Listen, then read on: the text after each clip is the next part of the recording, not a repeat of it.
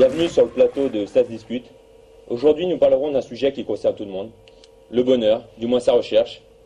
Le bonheur est-il possible? Si oui, sous quelles conditions? Peut-on vivre sans l'espoir d'être heureux un jour? Pour tenter de répondre à ces questions, nous allons accueillir ici 5 invités qui nous feront part de leur expérience. Pendant toute l'émission, vous aurez la possibilité de voter pour notre sondage IFOP sur le site internet de France 2, www.france2.fr. Notre premier invité s'appelle Tristan. Bonjour. Bonjour. Vous avez 20 ans et vous êtes étudiant en 2e année de lettres à Brest. On signale souvent un mal-être chez les étudiants. À quoi se résume le bonheur quand on est encore dans sa scolarité et dénué de beaucoup de problèmes dus à la vie active? C'est vrai, comme vous l'avez dit, je suis étudiant. Donc on profite beaucoup de la vie au jour le jour. Que ce soit entre les études, le sport, les soirées entre amis. On est plutôt actif sans trop se soucier aux problèmes de la vie active, comme vous l'avez souligné. Et bon, on pense quand même à notre avenir qui se joue plus ou moins dès maintenant. Donc à ce moment-là, on se pose des questions sur ce qui pourrait nous rendre une vie heureuse. Mais actuellement, je pense que pour nous, le maître mot, les étudiants, c'est faites-vous plaisir. Donc on se fait plaisir et sans trop se soucier à l'avenir, on le laisse arriver en quelque sorte. Bien. Merci Tristan. On va maintenant demander l'avis d'une personne confrontée tous les jours au meilleur des gens.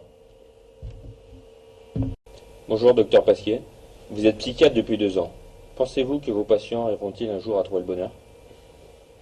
Donc, bonjour Jean-Luc, bonjour tout le monde. Donc exactement, je suis psychiatre depuis 2 ans. Donc j'exerce mon métier aux côtés de celles et ceux qui ont du mal avec le bonheur. Ensemble, nous essayons de retrouver le chemin du bonheur, qui est un chemin, je dirais, assez idyllique. Et c'est une tâche assez difficile à faire, parce que moi-même, je ne connais pas le chemin exact du bonheur. Donc le bonheur, ça passe par un bonheur empêché, un bonheur impossible, un bonheur que l'on fuit, un bonheur qui fait peur, ou même un bonheur que l'on pleure. Et quand je pense à ça, je pense notamment à une citation de mon ami Voltaire, qui disait que nous cherchons tous le bonheur, sachant qu'il existe, tel un ivrogne qui cherche sa maison, sachant confusément qu'elle existe. Merci beaucoup. Restons donc dans le milieu médical avec un médecin. Est-ce que pour vous, soigner des gens plus bien gagner sa vie est l'équation du bonheur? L'équation du bonheur non, je ne l'ai toujours pas résolue. Mais je progresse en observant ceux qui l'éprouvent et ceux qui le construisent.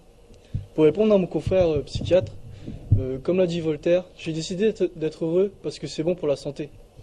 Et j'aime ce qui est bon pour la santé de mes patients. J'aime l'idée de bonheur et le bonheur. Merci docteur. Notre 4e invité est différent puisqu'il s'agit d'un jeune issu de l'immigration qui vit aujourd'hui en banlieue. Il pense ne pouvoir être heureux un jour. Bonjour. Vous vous appelez Roberto da Silva, dit El Grando Rayo. Yeah. Donc pour vous, qui vivez en banlieue, le bonheur est-il possible et il se résume à quoi? Bah déjà, pour moi, au début, ça n'a pas été facile. J'ai 23 ans là, je suis né à Lisbonne, au Portugal. En fait, là-bas, on était bien avec la famille. Et on pensait être plus heureux en venant en France. Du coup, on déménage, là j'avais 8 ans. Donc on déménage avec mon père, ma mère et mes frangins. Eux, ils avaient 7, 6, 5, 4 et 3 ans. Donc on arrive à Paris, et là, cache quand on débarque, c'était le bordel. Mon père, il est plâtrier, mon père. Il doit taffer, bosser, non, travailler. Il doit travailler plus. Et du coup, ma mère, pareil, elle fait des ménages et en fait, elle gagne que dalle au final. Et elle a plus le temps de s'occuper de nous. Voilà, on fait des petites conneries. C'est-à-dire, qu'est-ce que vous appelez faire des petites conneries? On choure, on vole des caisses. On tape des vieilles, enfin, on leur choure leur sac à main. Pourquoi vous voulez faire cela? Vous avez un message à faire passer à travers ces actes? Non, c'est juste pour passer le temps qu'on fait ça. Et du coup, je finis à Fleury-Mérogis. Et là, il y a que des oufs. Non, pas des tarés. Des gens pas bien dans leur tête. Et quand tu sors de là, c'est foutu. Hein. C'est foutu à partir de ce moment-là. Là, ça fait quoi? Ça fait 1 an que je suis sorti. Je cherche du taf, là, du boulot. Ouais, enfin, je veux travailler. Et en fait, plus personne ne fait confiance. Donc là, j'ai pas de thune et je pense que sans thune, un mec comme moi, c'est pas comme pour toi. Le bonheur, je peux plus le trouver. Bien, bon, désordre intérieur, difficulté. Bon, passons maintenant à notre autre invité. Notre dernier invité se prénomme Stevie. Avant de connaître le bonheur, il a dû pas mal batailler et se faire accepter par les autres. Bonjour. Oui, moi c'est Stevie. Wouh! Vive la Gay Pride! Tu sais que t'es mignon, toi Jean-Luc, mon chou, hein? Non, arrêtez, vous êtes vachement bien aussi. Dites-moi, est-ce que pour vous, le fait d'être homosexuel nuit à votre vision du bonheur dans la société actuelle? Oh non mais là, je suis pas d'accord avec toi, je suis choqué quoi, je suis choqué grave quoi. Ce que tu dis, t'as rien compris, tu parles de difficultés, moi j'ai dû me faire accepter par les gens, c'est pas facile. Ce que tu dis, t'as rien compris à la vie, le bonheur c'est des choses simples, tu vois. Moi je suis heureux quand je vais à la muscu avec mon homme pour pousser de la fonte, ça c'est bien. Après, on revient, on a transpiré de partout, on se fait un bon repas, on va se coucher, on est bien, on est heureux. C'est ça la vie, les choses simples, c'est ça le bonheur. C'est ça, alors... Je te fais un petit coucou mon Michou, hein, parce que depuis que je t'ai rencontré, je suis super heureuse. Merci à tous nos invités pour leur témoignage. Nous allons donc rejoindre nos journalistes qui sont descendus dans la rue pour nous faire part de la vision du bonheur telle qu'elle s'exprime dans la population française.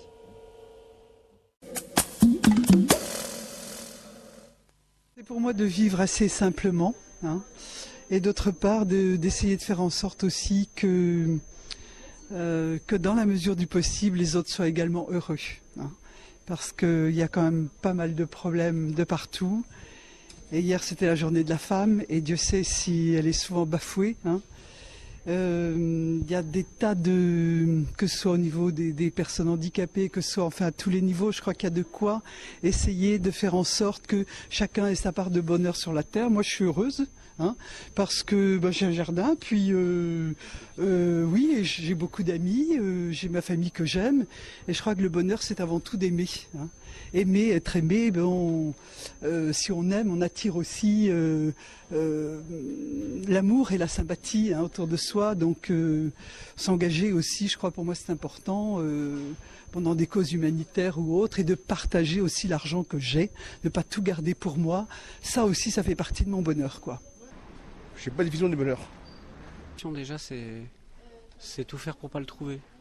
C'est-à-dire se demander ce qu'il me faut de plus pour être heureux. C'est déjà pas profiter de ce qu'on a.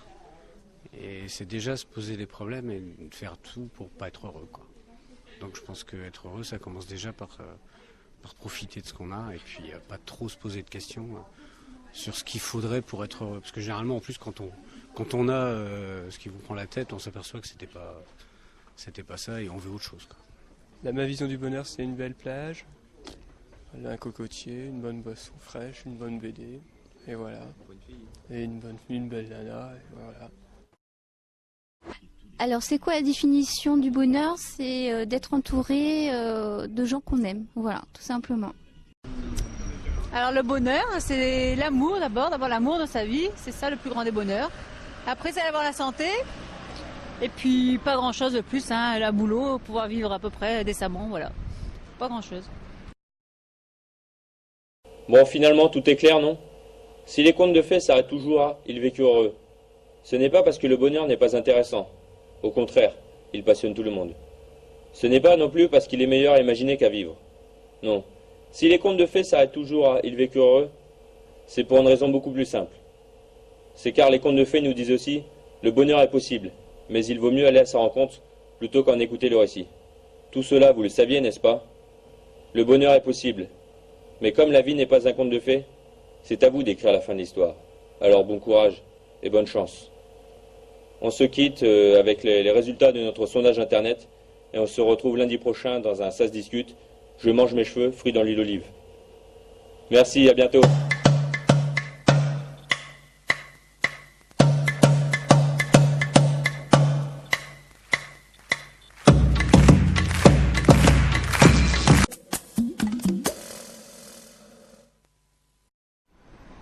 J'ai pas de vision du bonheur. Chacun voit comme il veut le bonheur, c'est tout, hein, pour moi. Moi-même, je ne connais pas le chemin exact du bonheur. Il m'a déconcentré. Il sert à rien en fait. Oh putain. Putain, c'est pourri. Oh putain. Sans sens, il faudrait que tu remercies les invités. Mais je m'en bats les couilles, j'ai pas envie de remercier un PD moi. J'ai pas de vision du bonheur. Chacun voit comme il veut le bonheur, c'est tout pour moi. Restons dans le milieu médical avec un médecin. Est-ce que pour vous, soigner des gens plus bien gagner sa vie, t'as quand même une paye de bâtard quoi. C'est l'équation du bonheur. Oh, t'es vraiment mignon toi quand même, Jean-Luc. Hein. Bisous. Alors bon courage et bonne chance. Putain, j'étais bien en plus. Ça a juste clignoté sur la fin.